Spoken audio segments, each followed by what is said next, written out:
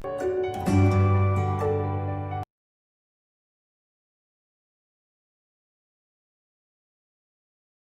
morning students. Welcome to Triveni Memorial Senior Secondary School online classes. Students, today we are going to study our first chapter from class 8 in history, that is how, when and where. Students, you know this thing, if something is printed in newspaper nowadays, you observe, like if you are interested in, you can say, cricket, and it published in newspaper, it came in media or TV, you can remember that thing easily, that this thing happened yesterday, day before yesterday, 1 week ago, or little bit time earlier than that. But what about, how can we know that what had happened in our past? If you will look at the title of your book, it is Our Pasts, not Past, in plural form. Why so? Because we are not talking about the past of a particular group of people or about particular individual. We are talking about the past of different peoples. People belonging to different caste, people belonging to different religion, people occupied in different occupation, etc. That is why it is termed as our past. So in this chapter, we will study in history if something had happened, how it had happened, when it happened and where it happened. So let's start, students. Firstly, how important are dates? Students, I already told you. You say that when did you got up or what's your birthday date? You can say I was born on this date in this year, right? Or if someone asks you regarding particular occasion, then also you can tell the same thing. But if that is the importance of dates only, na? But if we talk about our history and if we study history according to the Britishers' point of view, what can we conclude? If we are talking about history from Britishers' point of view, then what can we conclude? That in history they have mentioned the things according to themselves. Basically they give priority to their people only, not to Indian peoples. They mentioned about all those things which were essential or which were important from Britishers' point of view, and avoid all such things, avoid all such events, all such dates which were important from Indian points of view. Now see, here it is mentioned also that if we took the example now, you have seen this thing, most of the time we used to talk about Governor General. He was the first Governor General, Warren Hastings was the first Governor General in India, and this was the last Governor General in India. And thereafter, if you will take history from Britishers' point of view, as I am saying, they used to describe particular big history, complete biography you can say regarding biohistory, their whole detail, their achievements. He bought during this time period, he entered India during this time period, he captured these places, these were his achievements, etc., etc. But no information is there in the history according to the Britishers regarding Indians. That is what mentioned here. That if you will see in your textbook 2 years ago, what will you find? You will find various information regarding people, that how in past people used to earn their livelihood, what was the source of occupation for them, what people used to eat, what was the scenario with the society, what were their cultural activities, what were their social activities, etc. Now, the question is which dates?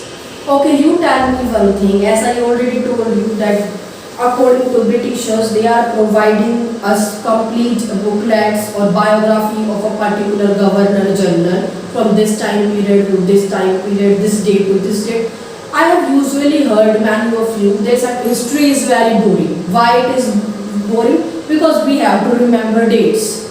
No. That's not the scenario that we have to remember the exact date, the exact timing when that particular event occurred. The only thing we need to know is we just need to know the time period, the era on which that particular event happened, not the exact date or the exact timing.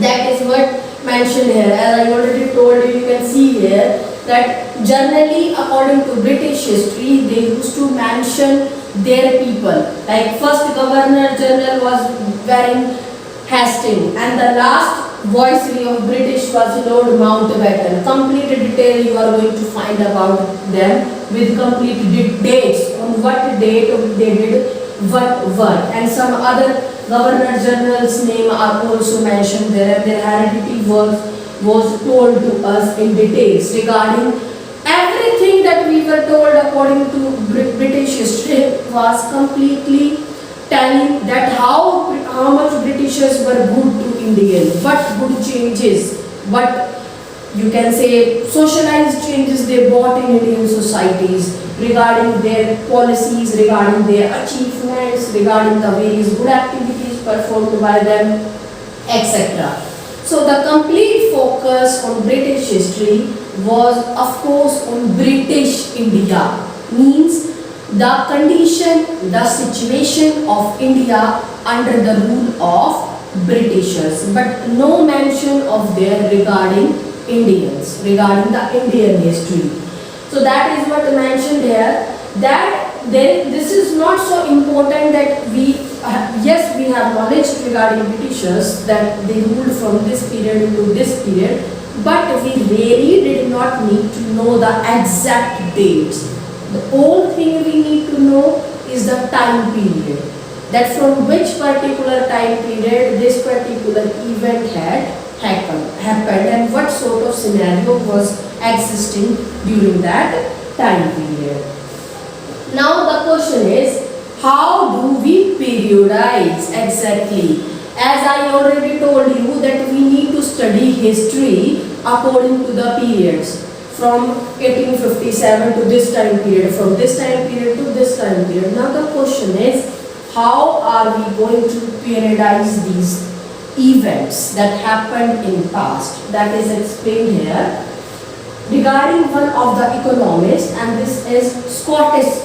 He belongs to Scotland, and that is why he is Scottish economist, and the name of this economist is James Mill.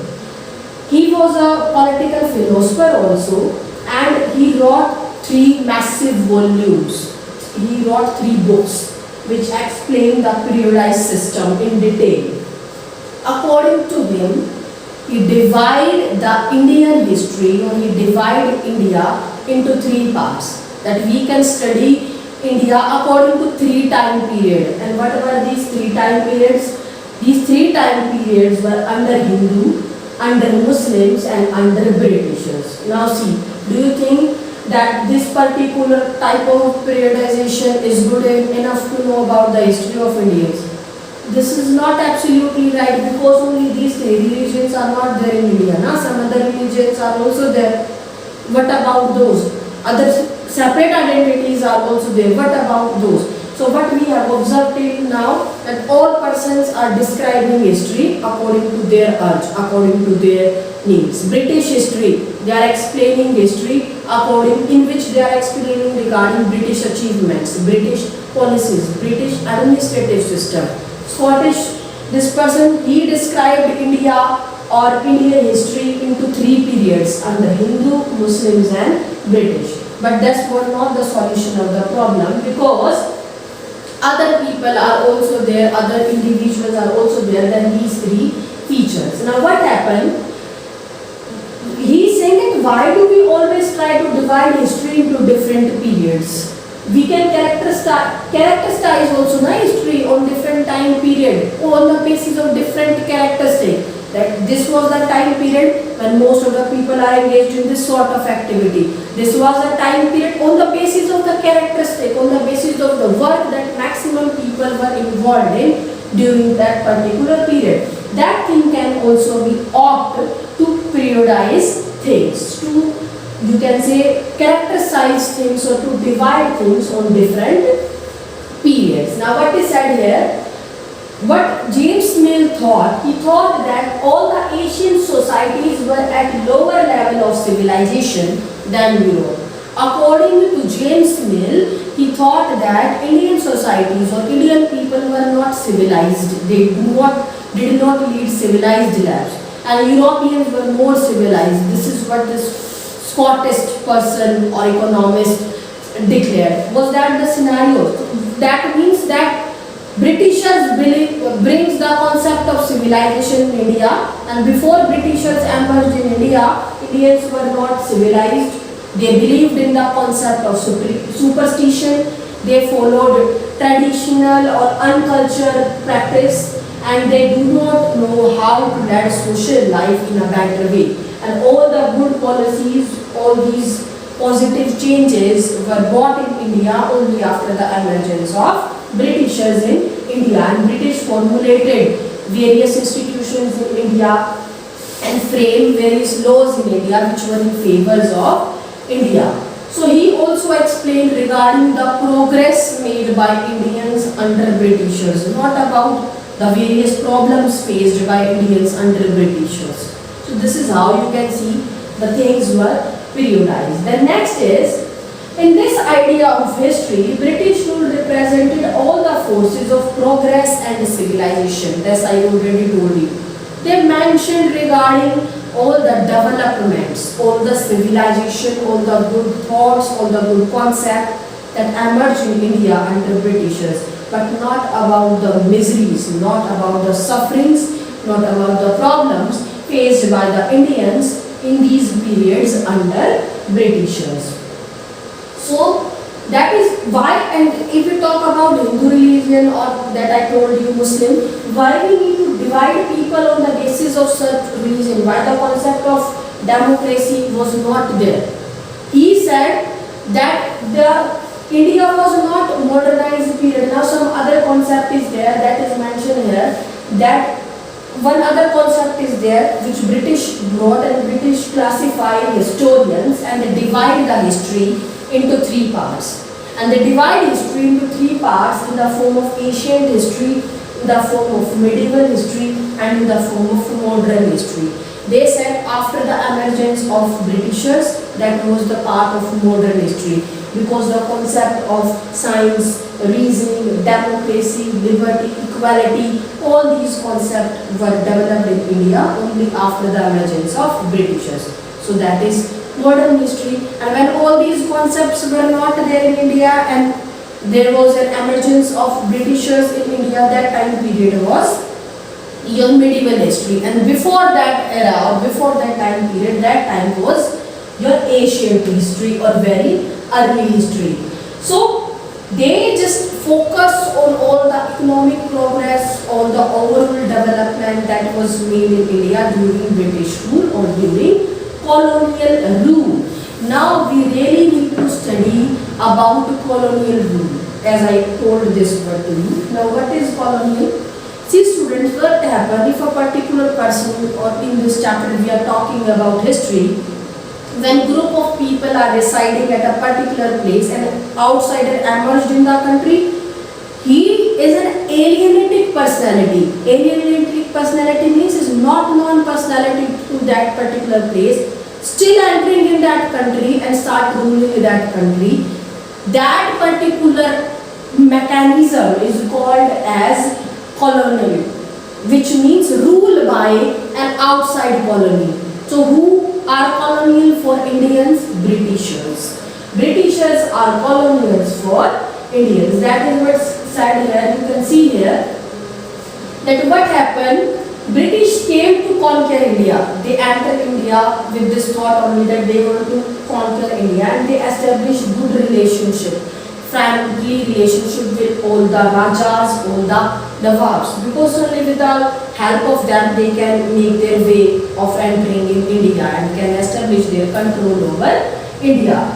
They did various expenditure. Firstly, their motive was to understand the nature of the people in India.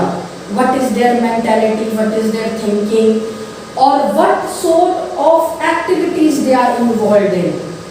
So what they found, most of the people were involved in agriculture activity, and the kings were not very kings or the nobles, they were not very politically or economically, socially developed, civilized. They can be easily looted, they could be easily cheated by the Britishers, and British could easily establish their rule of colonization in India. So that was the thought of Britishers or the colonials in India. That is why I told you in the starting of the chapter only, we studied about our past, not our past. Pasts. Why? Because we are not talking about a particular category of people or a particular individual. We are talking about whole people, about the whole Indian society together as a whole. Thereafter, how do we know? Firstly, the administrative procedures record. Yes. Record maintenance procedure was brought in India by the Britishers. Britishers believed that if they want to remember what had happened in past, if they want to make progress in future, they want to make them more economically stronger, more socially stronger, that they need to maintain the data for that. They need to do proper survey of Indians.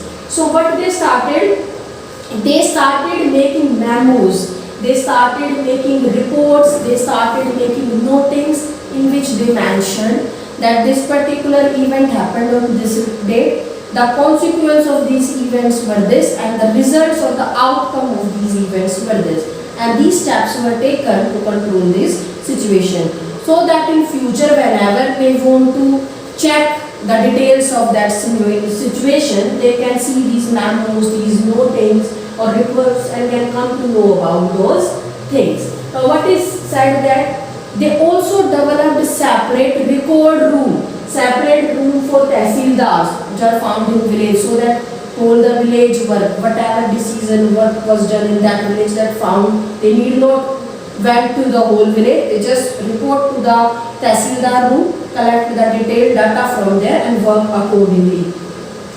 Commissioners, officer and many other officers, many institutes they developed where these datas were kept, these datas were preserved in written form, in the form of archives, from where they could easily get any information, what is to be done, how is to be done, and when it is to be done in a planned manner. That is what explained here.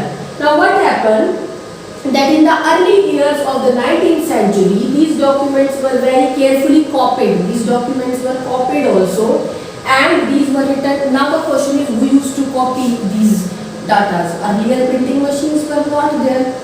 Earlier calligraphists were there, and these calligraphists who used to write with hand used to copy all these datas, so that they can have these reports with them, and all this data was present at each government department. Now what does that mean? One person is at tehsildar department, other person is at collector department, but they both want to deal with a situation where a common data is required. If a copy of both the data is available at both the places, they can easily deal with that situation. That is what mentioned here.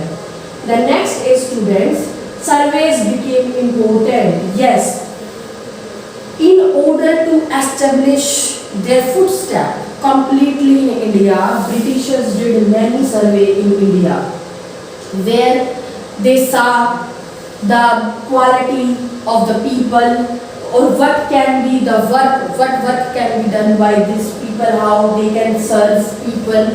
They see the topography of the soil, means you can say the fertility of the soil at different places, the quality of the flora means your plants and fauna, animals found at different places, regarding local historians, different cropping patterns. And after doing all these surveys, they also started doing census. What does that mean? Counting of population. This much population is this area, total area is this much. This population can be easily settled in this area. If this area is left, this can be used for some other purpose, for growing crop or for some British other purpose. And If they are growing indigo, what quality of soil is required to grow indigo? Okay, this type of soil is found in this area, we are going to use this. So they started doing surveys in India to collect, to find out various information or different information about the Indians. Then is, what official reports do not tell us? This is very easy topic. Official report tell us about only those things, the things which has happened and what Britishers want to told us. If they want to told us this particular event had happened during or from this time period to during this time period, they brought the concept of civilization, they brought the concept of socialization, they brought the concept of education institutes. They reduce various things like, you can say, Vidori marriage, they arrange these systems like Vidori marriage system, etc. in India. But these written records did not disclose anywhere regarding the miseries, regarding the sufferings, regarding the problems that were faced by Indians under colonial rules. So all the poets, all the ideas, all the thoughts, these were favoring Britishers only. Nothing was there in the favor of Indians. So these were all the things that were not disclosed to us with the help of written data or written report. Only those information was delivered to us what Britishers want to disclose to us, wants to provide to us. Nothing other than that, nothing in favor of Indians. So students, that's it about our chapter. I hope you understand the topic well. Now we will move towards the question answers of the chapter. So let's start, students. Our first question is, state true or false. James Mill divided Indian history into three periods: Hindu, Muslim and Christian. No, that is wrong. James Mill divided it as ancient, medieval and modern. The next is, official documents help us understand what the people of country think. False. They provide us information regarding what Britishers thought, what they did. That's it. Then next is, the Britishers thought survey were important for effective administration. That's true. The next is, what is the problem with the periodization of Indian history that James Mill offers? Students, I told this thing to you, discussed this with you in very detail. Next is, why did the Britishers preserve official documents? So that in future, whenever they want to depict any information from the events that happened in past, they can collect those information from these recorded events. The next is, how will the information historians get from old newspapers be different from that we found in police reports? Yes, in police reports they mention Indian events also, and from in newspaper complete, you can say, one-sided favored talks were there regarding the Britishers and no role of Indians were mentioned there. And you can write this question in your own points also, because we have already discussed this topic in detail. I hope you understand the topic very well, students.